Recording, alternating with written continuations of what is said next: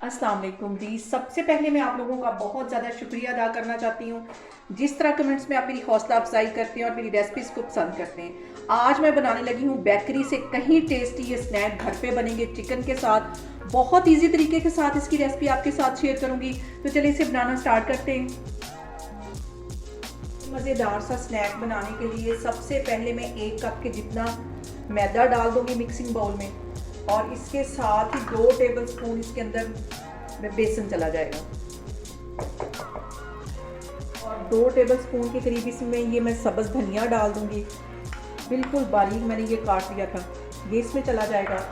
और 1 टीस्पून के करीब इसमें नमक चला जाएगा, और अजवाइन चली जाएगी 1 चुटकी के करीब, और आधा टीस्पून के करीब इसमें मैं कुटी हुई रेड मिर्च डाल दूँगी। और इसके साथ ही 1 से 1.5 टेबल स्पून के करीब इसमें मैं कुकिंग ऑयल डाल दूँगी, ताकि हमारा ये जो स्नैक है अच्छी तरह क्रिस्पी बने। ये इसमें डाल के पहले इसको अच्छी तरह मिक्स कर लेना ऑयल के साथ। बाद में इसमें पानी डाल के इसको भूनना पहले इसको सारे अच्छी तरह, ताकि मैदे में ये जो मैंने कुकिंग ऑयल डाला है अच्छी तरह लग जाए। और इसमें इतना कुकिंग ऑयल होना चाहिए कि जब हम इसकी इस तरह मुट्ठी बंद करें तो इसकी मुट्ठी बंद हो जाए, मैदा हमारी मुट्ठी में इस तरह बंद हो जाए। लेकिन अभी बाइंड नहीं ये हो रहा, थोड़ा सा मैं कुकिंग ऑयल और डालती हूँ इसके अंदर।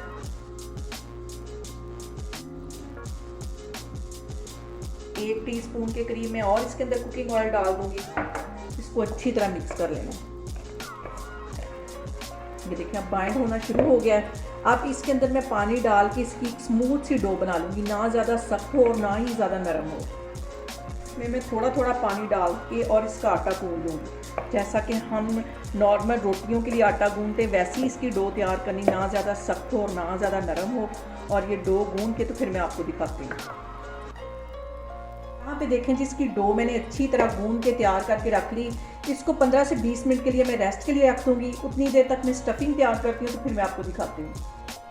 और अब यहाँ पे इसकी मज़ेदार सी हम स्टफिंग तैयार कर लेंगे। तो स्टफिंग के लिए मैंने यहाँ पे 2 आलू ले लिए और उसको अच्छी तरह बॉईल कर लिया, और इसके साथ ही आधी प्याली के जितना ये मैंने चिकन ले लिया है, और इसको काली मिर्च, गरम मसाला, 1 चुटकी के करीब नमक डाल के इसको अच्छी तरह बॉईल कर लिया है। ये भी इसके अंदर चला जाएगा। और इसके साथ ही इसमें मैं कुछ ड्राई मसाले ऐड कर दूंगी। आधा टीस्पून के करीब इसमें मैं नमक डाल दूंगी, क्योंकि चिकन के अंदर भी मैंने नमक डाला हुआ है। और इसके साथ ही कुटी हुई मिर्च जो है ये भी आधा टीस्पून डाल दूंगी, और आधा ही टीस्पून इसमें चाट मसाला चला जाएगा,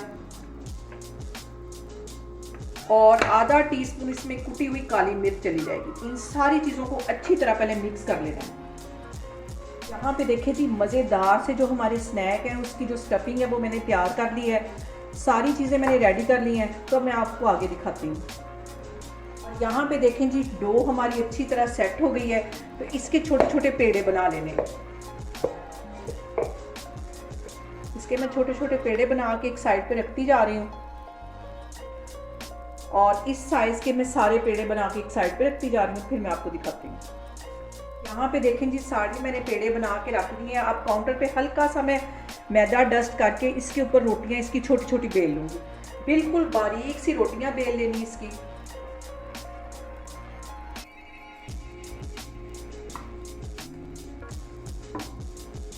इसकी यहाँ पे मैं बारीक सी रोटी बेल लेती हूँ, तो फिर मैं आपको दिखाती हूँ। और यहाँ पे देखें जी इसकी बिल्कुल बारीक मैंने रोटी बेल ली है। सारी ही रोटियाँ मैं इस तरह बेल के एक साइड पे रखती जा रही हूँ, तो फिर मैं आपको दिखाती हूँ। ये जो मैंने स्टफिंग तैयार करके रखी थी इसका एक ऐसे रोल बना के इधर रख लेना है, और इस साइड पे छुरी की मदद से निशान लगा लेने हैं। थोड़ा सा छोड़ते जाना है, तकरीबन आधा इंच के करीब यहाँ से छोड़ते जाना है, और फिर सारी इस तरह निशान लगा लेना है।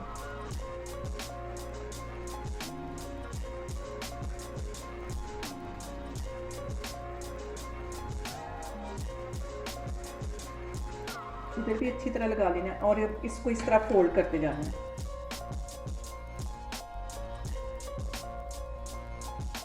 ऐसे इसको फोल्ड कर लूंगी, और इसके किनारों पे हल्का हल्का पानी लगा लेना है,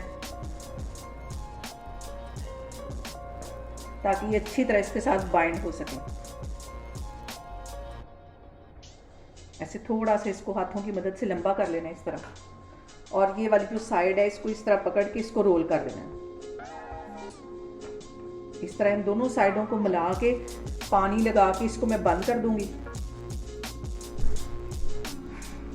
और यहाँ पे देखें जी, दोनों सिरों को मैंने मिला के पानी की मदद से इसको अच्छी तरह बाइंड कर दिया है। और इस तरह की सारी शेप बना के मैं रखती जा रही हूँ, तो फिर मैं आपको दिखाती हूँ। और आराम से ये बंद हो जाएंगे यहाँ से। यहाँ पे देखें जी, सारे स्नैक्स को मैंने एक शेप दे दी। अब इसको मैं फ्राई करती हूँ तो आपको दिखाती हूँ। यहाँ पे देखें जी, ऑयल हमारा अच्छी तरह गर्म हो गया है। अब इसको मैं फ्राई करती हूँ। इनको ज़्यादा तेज़ आग पे फ्राई नहीं करना, दरमियानी आग पे इसको फ्राई करेंगे।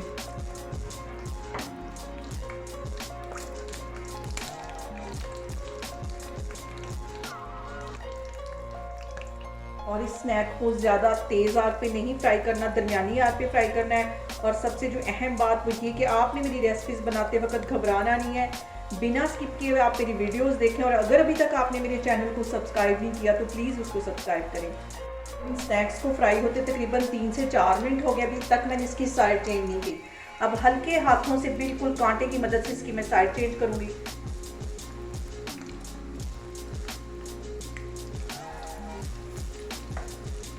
और 4 से 5 मिनट के लिए इसको मज़ीद इसी तरह फ्राई करूँगी। और ये देखिए कितना खूबसूरत गोल्डन कलर आता जा रहा है।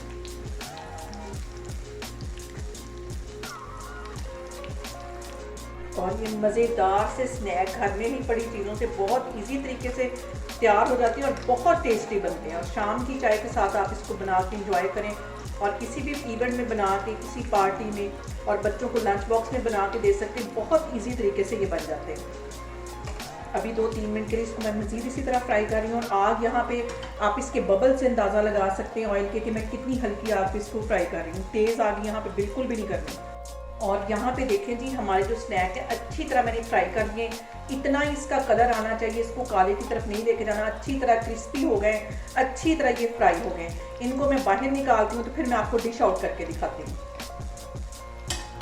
यहाँ पे देखें जी, सर्दियों में तो ये बहुत ही टेस्टी स्नैक लगते हैं। आप लोग भी इसको लाजमी ट्राई करें और मुझे कमेंट्स में बताएं कि आपको मेरी रेसिपीज कैसी लगती हैं। और मेरी वीडियोस को ज़्यादा से ज़्यादा शेयर करें और मुझे सब्सक्राइब करें। और अपना बहुत सारा ख्याल रखें। इंशाल्लाह ताला मैं एक और वीडियो में आपके सामने आऊँगी। अल्लाह हाफिज़।